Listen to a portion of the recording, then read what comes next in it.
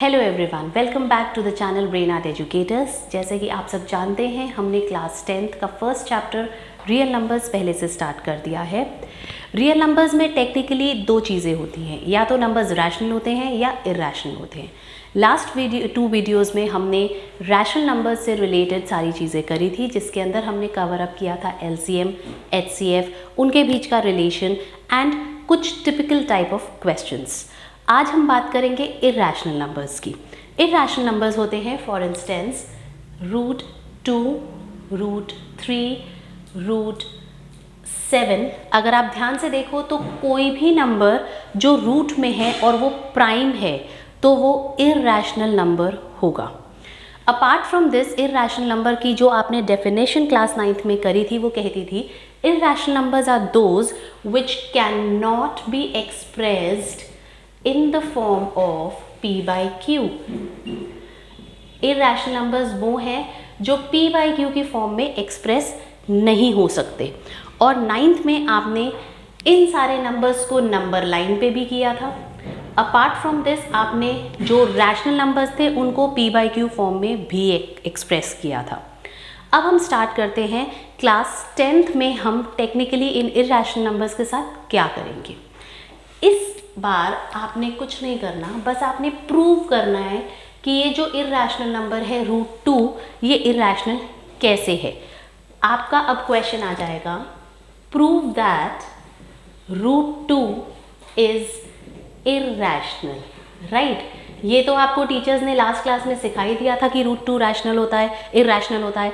अब class 10th में examiner आपसे पूछेगा कि आपने प्रूव करना है कि अगर √2 इरैशनल है तो उसको हमें शो करके दिखाओ। सिंपल। इन क्वेश्चंस में एक चीज़ डिफरेंट है। आज दिन तक आप कभी भी कुछ प्रूव करते थे 9th स्टैंडर्ड तक, तो आप क्या करते थे, LHS दिया उसको सॉल्व किया, RHS दिया उसको सॉल्व किया, और जब एंड में LHS इक्वल टू RHS हो गया, हेंस प्रूव्ड। यहाँ पर ऐसा नहीं होगा। यहाँ पर हम प्रूव्स करेंगे लेकिन कॉन्ट्राडिक्शन से करेंगे। I will just show you how it would go about. सबसे पहले आपने इसको लिखना है, let us assume that √2 is rational। और अगर वो रैशनल है, हमने ये assume कर लिया है कि √2 रैशनल है, और अगर वो रैशनल है तो that can be expressed in the form of p by q such that √2 is equal to, हम अपनी कन्वीनियंस के लिए इसको a बाई बी भी ले सकते हैं। आप कोई भी लेटर से इसको डिनोट कर सकते हो, a by b, p by q थोड़ा ज़्यादा चलता है। Where a and b are coprimes. मैं एक बार इसको रिपीट कर रही हूँ so that you understand this better. हमने ये एज्यूम किया है कि √2 इज रैशनल, और अगर वो रैशनल है तो वो p बाई क्यू की फॉर्म में आ जाएगा, ये आपको बहुत अच्छे से पता है। Such that √2 is equal to a by b, where a and b are coprimes. पिछली वीडियोस में हमने ये सारे type of numbers cover up किए थे, prime number, coprime number and composite number and so on and so forth, right. अब इस particular question में आपके कीवर्ड्स बहुत इंपॉर्टेंट होते हैं। तो यहाँ इस स्टेटमेंट में जो कीवर्ड्स हैं वो मैं अंडरलाइन कर रही हूँ। अज्यूम करना है आपने कि √2 is rational, where √2 is equal to a by b and a and b are coprimes. ये सब चीज़ें आपके स्टेटमेंट में डेफिनेटली होनी चाहिए। थोड़ा सा उसके बाद आप इज और द को इधर उधर भी करते हो तो दैट वोंट मैटर। अब यहाँ से जब हमने ये ले लिया कि √2 is equal to a upon b, तो क्या हम इसको इस तरीके से लिख सकते हैं, a, we can write this। हमने सिर्फ b को LHS पे ट्रांसपोज किया है। इसके बाद आप लिखेंगे squaring both the sides, squaring both the sides. और अगर हम दोनों साइड्स को स्क्वायर करते हैं तो हमें क्या मिलता है, यहाँ पर हो जाएगा √2 का स्क्वायर 2 और b square which will be equal to a square. मैंने कुछ भी नहीं किया, मैंने इस वाले इक्वेशन पे दोनों साइड्स को स्क्वायर कर दिया है। जब दोनों साइड्स को स्क्वायर कर दिया तो √2 का स्क्वायर इज 2, b का square is b square and a का square is a square, right. अब आप इस वाले इक्वेशन को ध्यान से देखो और इस चीज़ को समझो। अगर सपोज मैंने कोई भी स्टेटमेंट इस तरीके से लिखा 12 is equal to 3 into 4, right, इसका मतलब क्या होता है? इसका मतलब ये है कि जो 4 है वो 12 को डिवाइड करता है और 3 जो है वो भी 12 को डिवाइड करेगा। 3 और 4 दोनों इसके फैक्टर्स हुए। This means 3 is a factor of 12, 4 is a factor of 12, or in the other words I can say 3 divides 12, 4 divides 12. So you have understood the logic. कोई भी चीज़ अगर इस तरीके से expressed है तो we can say 3 divides 12, 4 divides 12, or we can say 3 is a factor of 12, 4 is a factor of 12. अब ये 3, 4 and 12 को यहाँ से इरेज कर देते हैं। अब आप अपने इस एक्सप्रेशन को ध्यान से देखो। क्या अभी जो मैंने आपको 12, 3 and 4 से समझाया, क्या हम यहाँ पर इससे कोरिलेट करके इसको कुछ लिख सकते हैं? हमें ये दिख रहा है कि ए स्क्वायर है 2 इंटू बी स्क्वायर, राइट। तो इसका मतलब ये हुआ कि 2 डिवाइड्स ए स्क्वायर, राइट, क्योंकि ए स्क्वायर है 2 इंटू बी स्क्वायर, मतलब ए के फैक्टर्स में 2 तो एक फैक्टर बन ही गया, right. 2 divides a square and hence a. अगर 2 a स्क्वायर को डिवाइड कर रहा है तो 2 a को भी डिवाइड करेगा। क्यों? क्योंकि a square is what? a into a। इसका मतलब 2 a में आएगा तभी वो डबल होके a स्क्वायर को भी डिवाइड करेगा, right. So this means 2 divides a square and hence a। इसके बाद आपने लिखना है let a is equal to 2c, right. अब अगर 2a को डिवाइड करेगा तो क्या हम ऐसे नहीं लिख सकते कि a is equal to 2 into something, क्योंकि हमने ये क्या लिखा है कि 2a को डिवाइड करेगा, और अगर 2a को डिवाइड करेगा तो क्या हम a को 2 इंटू समथिंग लिख सकते हैं? ऑफ कोर्स लिख सकते हैं। इसका मतलब 2 is a factor of a, और ये समथिंग को हमने c ले लिया फॉर आर वर्किंग। तो I have written let a is equal to 2c, right. Now अब ये जो a is equal to 2c है, इसको अगर मैं इस इक्वेशन में पुट कर दूं a की वैल्यू को, तो मुझे क्या मिलेगा?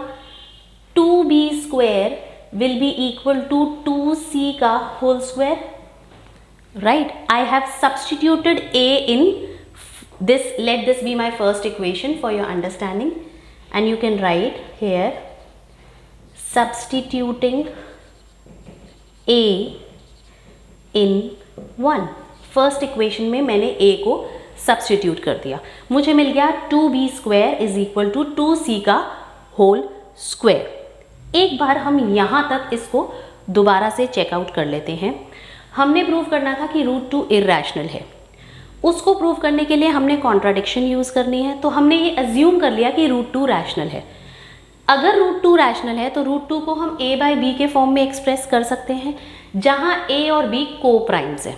को प्राइम्स का मतलब वो दो नंबर्स जिनका HCF इज 1, जिनका 1 is the only common factor. फिर हमने स्टार्ट करा अपना वर्किंग। अगर √2 is equal to a by b तो √2b is equal to a। This can be very well done. अब हमने इसको स्क्वायर कर दिया बोथ द साइड से, और हमें क्या मिल गया?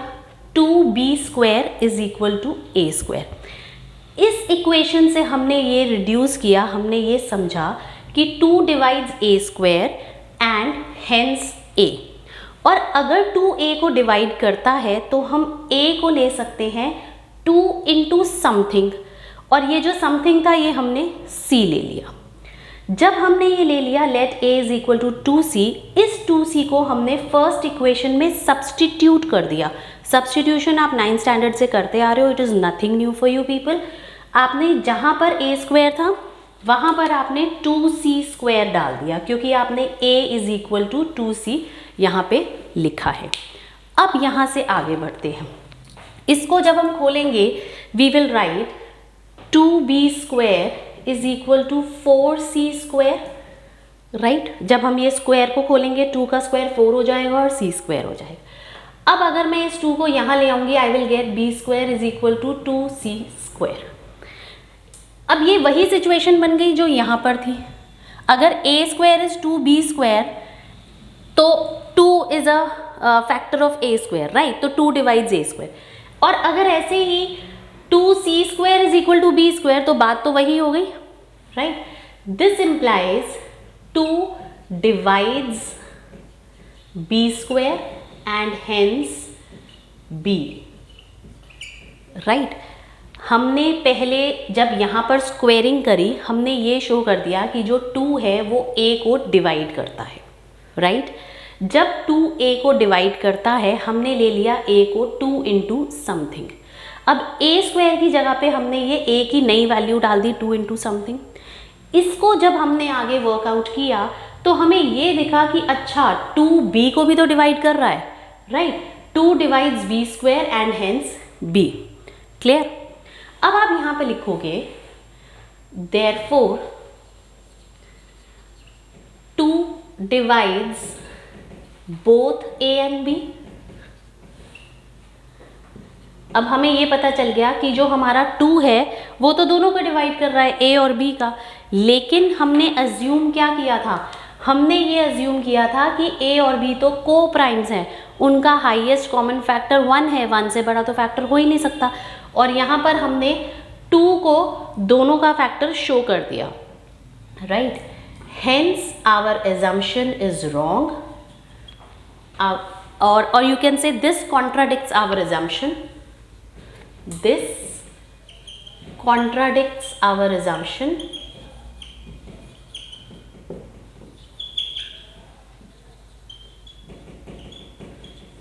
this contradicts our assumption and hence what do we conclude, हमने क्या conclude किया कि √2 irrational है, hence √2 is irrational।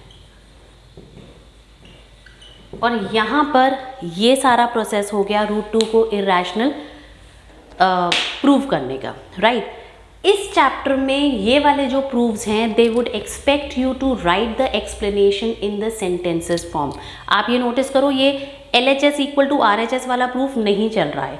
आपको कुछ प्रूव करने को बोला था, आपने एज्यूम कर लिया उसका ऑपोजिट, और जब आपने वर्किंग करी तो आपको पता चला कि आपका एजम्पशन इज रॉन्ग, क्योंकि अगर रियल नंबर्स में से आप एज्यूम करोगे तो या तो रैशनल होगा या इरेशनल होगा।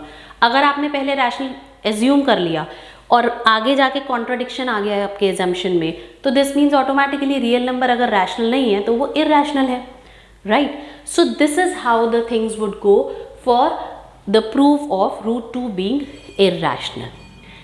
सारे प्राइम नंबर्स का प्रूफ, सारे प्राइम नंबर्स के रूट का प्रूफ ऑफ बीइंग इरेशनल इस ही पैटर्न पे चलेगा। अब हम एक काम करते हैं, हम यही सिचुएशन √3 के साथ करते हैं जिसमें हम सब कुछ डिस्कस करेंगे। I will not erase the whole thing, मैं सिर्फ जहाँ जहाँ पर चेंजेस रिक्वायर्ड हैं वहाँ वहाँ पर आपको वो चेंजेस करके दिखा दूंगी। So let us just see.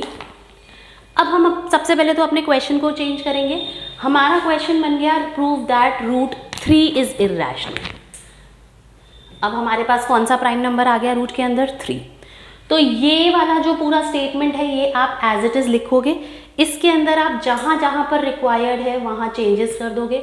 √2 √3 बन जाएगा, यहाँ पे भी √3 बन जाएगा, राइट। एक बार हम इतने पोर्शन को रीड आउट कर लेते हैं। Let us assume that √3 is rational such that √3 is equal to a upon b where a and b are coprimes. इसके आगे आप generally and b is not equal to 0, और ये अगर आप नहीं भी लिखते हो तो इट्स फाइन, बिकॉज अगर आप रैशनल नंबर की बात कर रहे हो तो उसके डेफिनेशन में ऑटोमेटिकली आ गया कि जो डिनोमिनेटर है वो 0 नहीं होगा। अब हमने अपने चेंजेस फर्दर करने हैं। हम यहाँ पर भी 3 कर देंगे, √3 इज a बाई b, आप यहाँ पर भी 3 कर देंगे।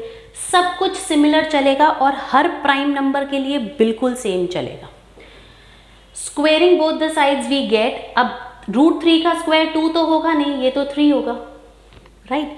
3b square is equal to a square, और अगर a स्क्वायर को हम 3 इंटू समथिंग लिख सकते हैं तो इसका मतलब 3 divides a square and hence a। और अगर 3 a को डिवाइड कर रहा है तो a can be written as 3 into something, right. ये जो 3 इंटू समथिंग है ये हमने सब्स्टिट्यूट कर दिया अपनी फर्स्ट इक्वेशन में, जो फिलहाल थी 3b² is equal to 3c का होल स्क्वायर। अब जब हमने इस पे वर्क किया हमें मिला 3b² is equal to 3c का होल स्क्वायर जब होगा तो यहाँ पे 9 हो जाएगा, 9c², और यहाँ पर हमें मिल गया b² is equal to 3c²। इसका मतलब 3 also divides b² and hence b. Therefore, 3 divides both a and b. This contradicts our assumption and hence root 3 is irrational. This is one question जो बहुत ही scoring होता है, आप बहुत आराम से इसमें फुल स्कोर कर सकते हो, प्रोवाइडेड कुछ बच्चे इसमें कुछ सिंपल से एरर्स करते हैं, that also I will tell you. वो या तो एरर इस पूरी स्टेटमेंट में करेंगे, राइट, और या फिर अगर उन्होंने प्रैक्टिस कम करी है ये सोच के कि ये तो रट्टाफिकेशन वाला क्वेश्चन है, तो वो ये स्क्वेयरिंग भूल जाएंगे और ये वाले प्रोसेस में कहीं ना कहीं कुछ कंफ्यूज हो जाएंगे, एंड एट द एंड वो यहाँ पर अपनी एजम्पशन का कॉन्ट्राडिक्शन एक्सप्लेन नहीं करेंगे। तो ये कुछ चीज़ें हैं जहाँ पर मार्क्स चले जाते हैं इतने सिंपल क्वेश्चन होने के बाद भी। सो this is how you have to prove any irrational number as irrational when it is in the square root। कोई भी प्राइम नंबर जब स्क्वायर रूट में है तो वो irrational होगा, और अगर हम यहाँ पर 5 भी कर देंगे तो कुछ नहीं करना, जहाँ जहाँ पे नंबर्स हैं वहाँ वहाँ पर चेंजेस कर देने हैं और सारा प्रोसीजर वैसा का वैसा चलेगा। Now look into this exercise 1.2 of NCERT। आपका पहला क्वेश्चन ये कह रहा है कि रूट 5 को irrational प्रूव करो। So this is what you have to do, the same for root 5, जो हम अभी नहीं करेंगे, आप अपने आप प्रैक्टिस करेंगे। अगर आपको कोई भी डाउट आए तो do mention in the comment section. Coming to the second question, prove that 3 + 2 root 5 is irrational. ये थोड़ा सा डिफरेंट क्वेश्चन है, इसको हम करेंगे। ऑलराइट, तो एक्सरसाइज 1.2 का question number 1 is prove that root 5 is irrational. ये आप लोग अपने आप से करेंगे, this would be a sort of a homework for you all, क्योंकि हम 2 प्रूव कर चुके हैं। Looking at the question 2 of exercise 1.2, we have to prove that 3 + 2 root 5 is irrational. आपको ये प्रूव करना है 3 + 2 रूट 5 इज इर्रेशनल। जैसे कि मैंने आपको अभी थोड़ी देर पहले बताया था, इन वाले किसी भी नंबर का प्रूफ बिल्कुल सेम रहेगा, कुछ चेंज नहीं आएगा। इस वाले काम में भी आपने सिमिलर सा ही कुछ करना है। सेम आप एजम्पशन से स्टार्ट करोगे, आप लिखोगे let us assume that 3 + 2 root 5 is rational, और अगर वो रैशनल है तो आप आगे लिखेंगे such that 3 + 2 root 5 is equal to a/b, where, अब यहाँ पर जनरली क्या होता है, आप लोग एट टाइम्स लिखते हो where a and b are integers, या फिर आप लिखते हो a and b are coprimes. NCERT के एग्जाम्पल्स में उसने लिखा हुआ है where a and b are coprimes या इर्रेशनल, कुछ भी नहीं मेंशन किया, उसने सिर्फ a and b को लिखकर छोड़ा हुआ है। वेयर a and b हम लिख देते हैं a and b are integers, right. अब आगे बढ़ते हैं। अगर हमें पता है 3 + 2 root 5 is equal to a/b, आपका पर्पस क्या है, रूट 5 को छोड़ के बाकी सब चीज़ों को RHS पे आपने ट्रांसपोज कर देना है। You get 2 root 5 is equal to a/b -3,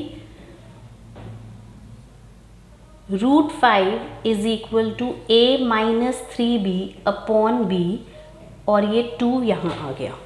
so this is what you are getting. आपने सिर्फ रूट सर्ड वाले नंबर को यहाँ छोड़ना है, बाकी सब कुछ आप RHS पे ले आओ।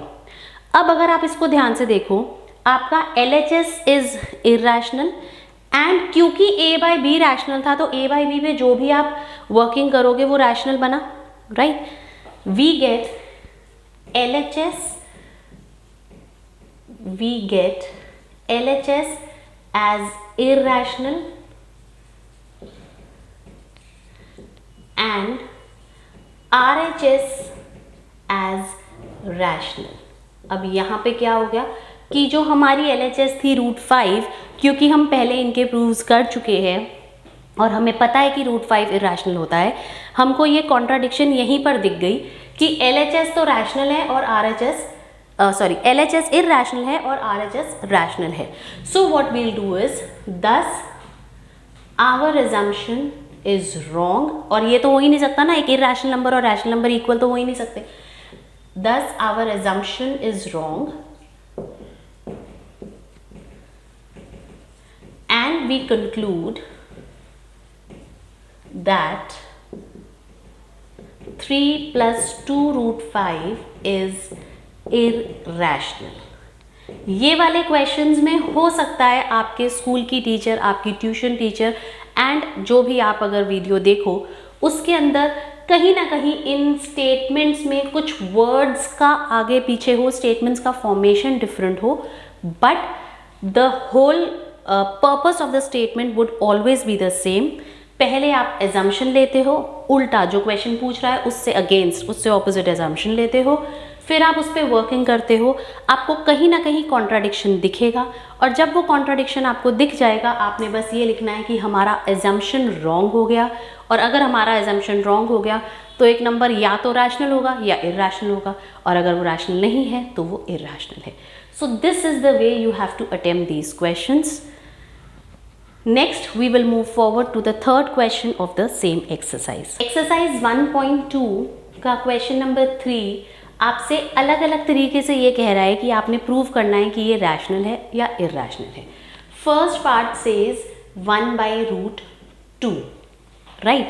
आप इसको सिंपली कुछ भी नहीं करो, 1/√2 है तो आप इसको पहले तो या तो रैशनलाइज कर दो, रैशनलाइजिंग द डिनोमिनेटर, उस तरीके से कर दो. 1/√2 is equal to 1/√2 into √2/√2. You get √2/2, right. ये हमने रैशनलाइजिंग करी है जो हमने 9th स्टैंडर्ड में सीखा था कि डिनोमिनेटर कभी भी इरेशनल नहीं होना चाहिए. जब हमने रैशनलाइजिंग कर दी हमें ये नंबर मिल गया. इसके आगे आप लिख दो, late us assume that √2/2 is rational.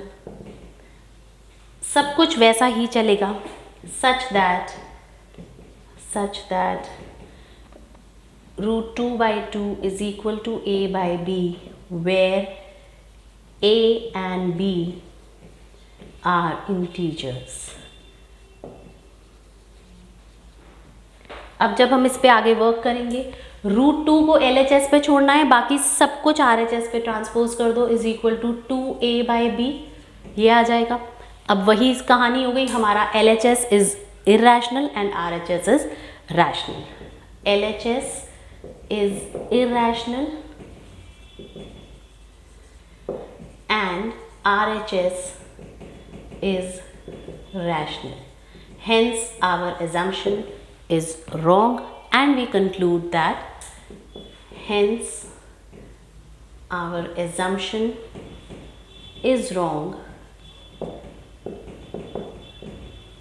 and we conclude that अब आप यहाँ पे √2/2 ले लेना. √2/2 is irrational और आगे just to be on a safer side कोई हाफ मार्क भी नहीं गंवाना, तो आगे लिख दो दैट इज 1/√2 इज irrational.